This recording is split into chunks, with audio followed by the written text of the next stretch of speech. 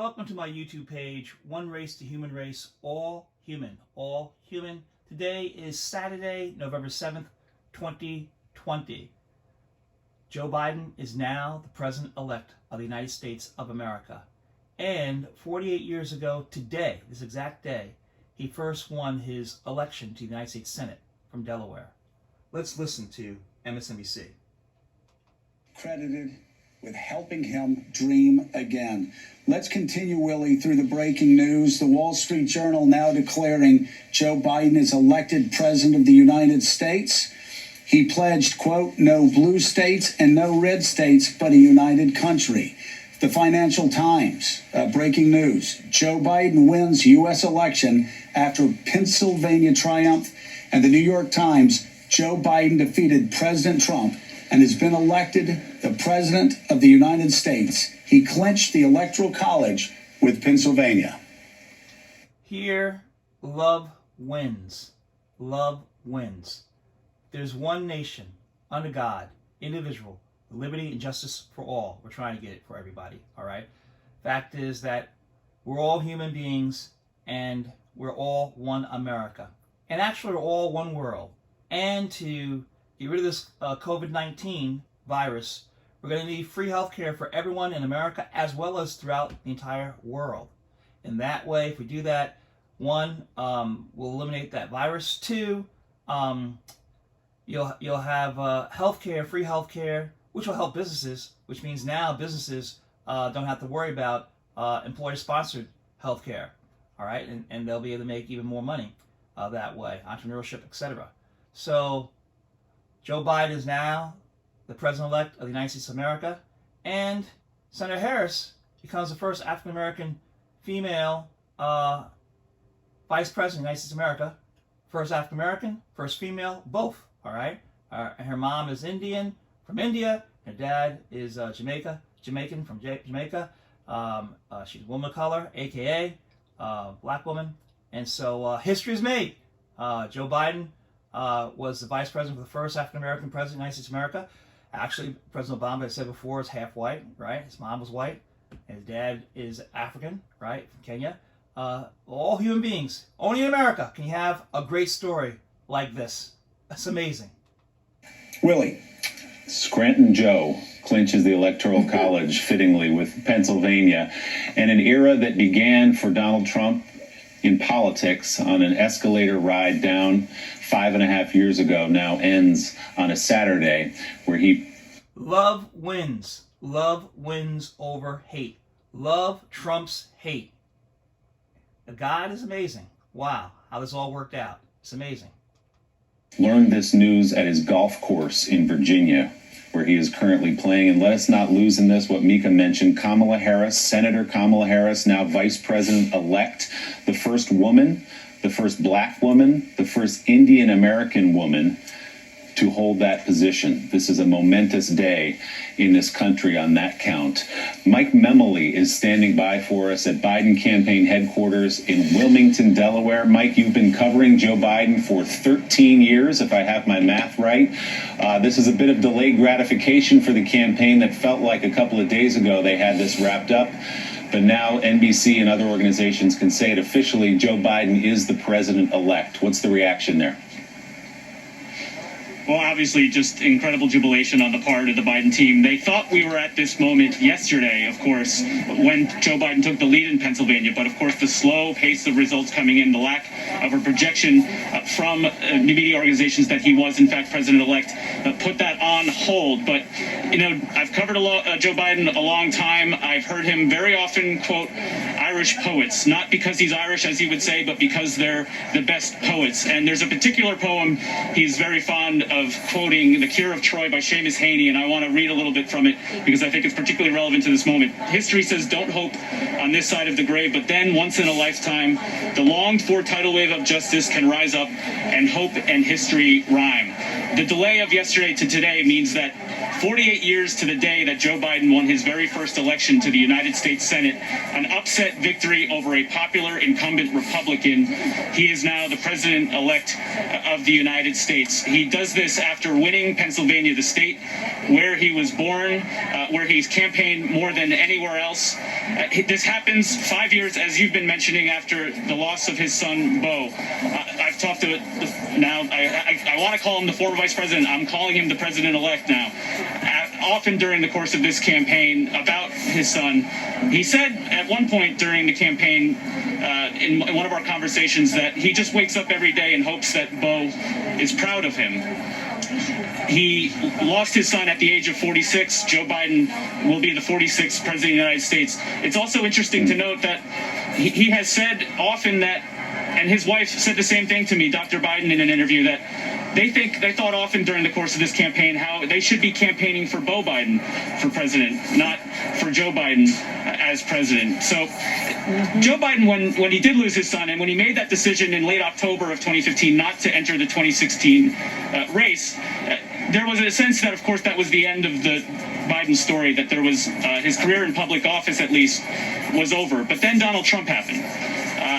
Joe Biden, perhaps on the eve of the 2016 election, more than other Democrats, sensed that Trump had a better chance of winning than a lot of Democrats wish to believe. And in fact, on the eve of the election, he was campaigning with Tim Kaine. And while Tim Kaine was almost in celebration mode, expecting to become the vice president in what was supposed to be sort of a patching of the torch night, Joe Biden told the crowd, God willing, we're going to win this election, but a lot of folks are going to vote for the other guy. And we have to ask ourselves why.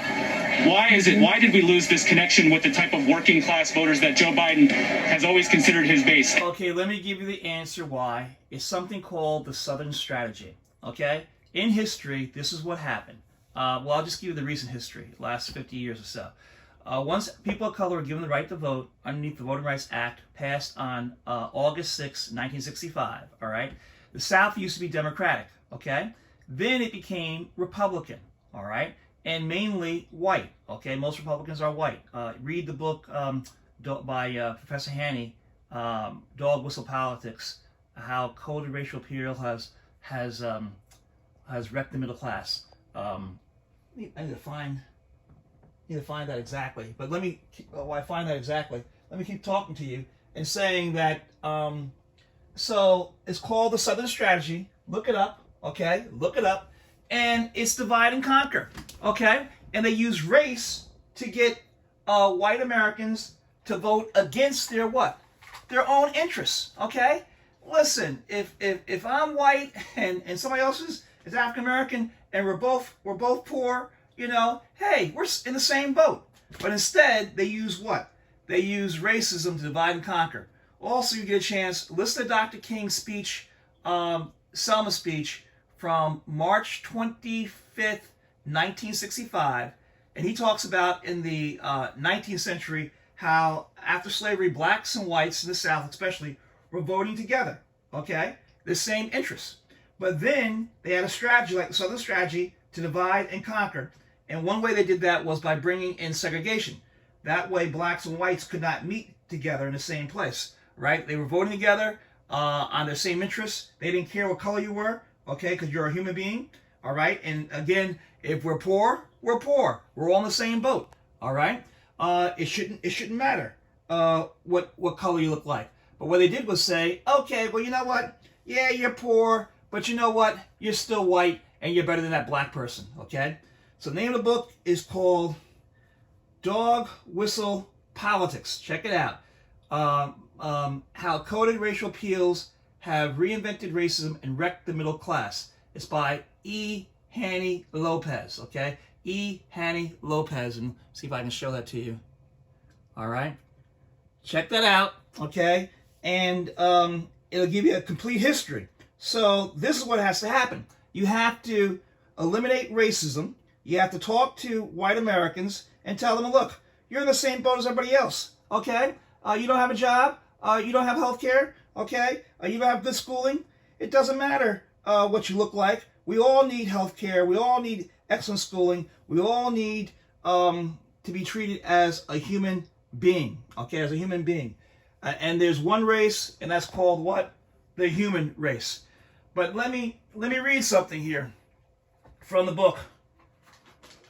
From the book, which is going to help you.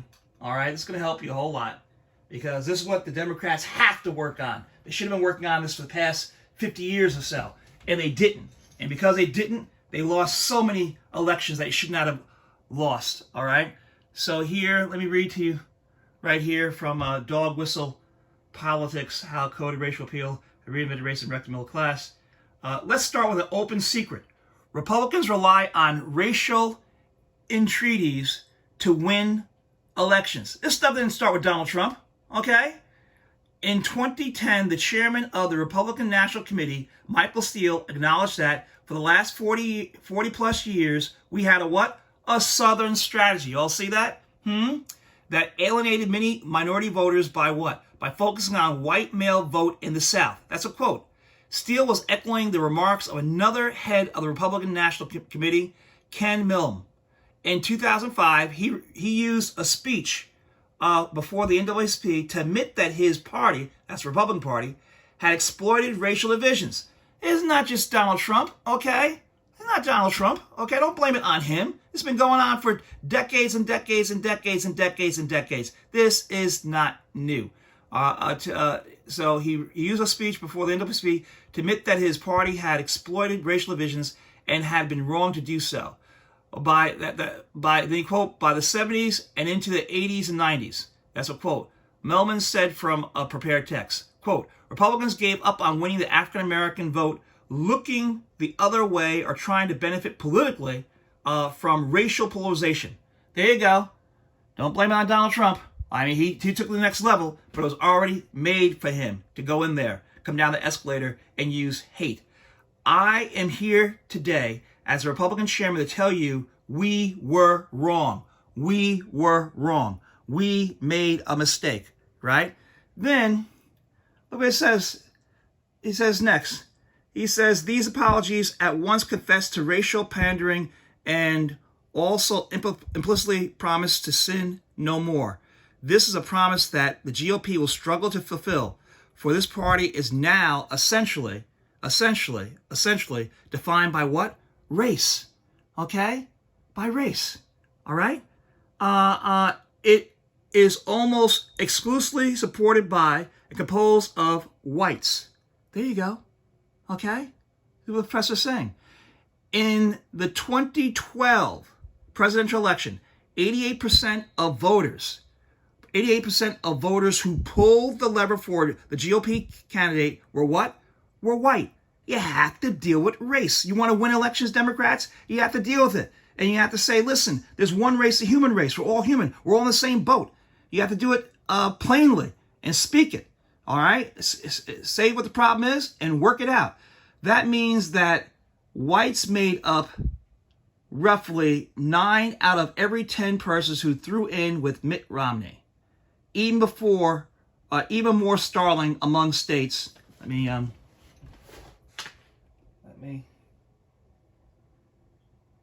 Even more startling among the state-level elected Republican officials. Turn the page. And I need to get back to...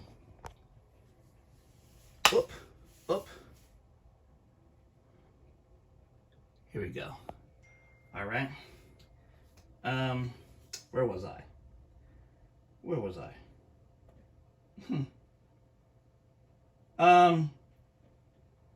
So here, in the 2012 presidential election, 88% of voters who pulled the lever for the GOP candidate were white. That means that whites made up roughly 9 out of every 10 persons who threw in with Mitt Romney. Even more startling among state-level elected Republican officials nationwide, 98% are what? Are white. 98% are what? Are white. Okay? Deal with the data. Notwithstanding prominent faces pushed to the fore to suggest otherwise, this is a party of white persons. So they'll have their token black person every now and then they'll come forward and talk about, right? Now, here's the final thing here that's important. I want you to take a look at and see. Very important. Unbelievable. Very, very important. This part is part of the problem, all right, with the Democratic Party. And while they'll keep on losing unless you deal with racism and bring people together. Bring people together. We're all in the same boat. One race, the human race, okay?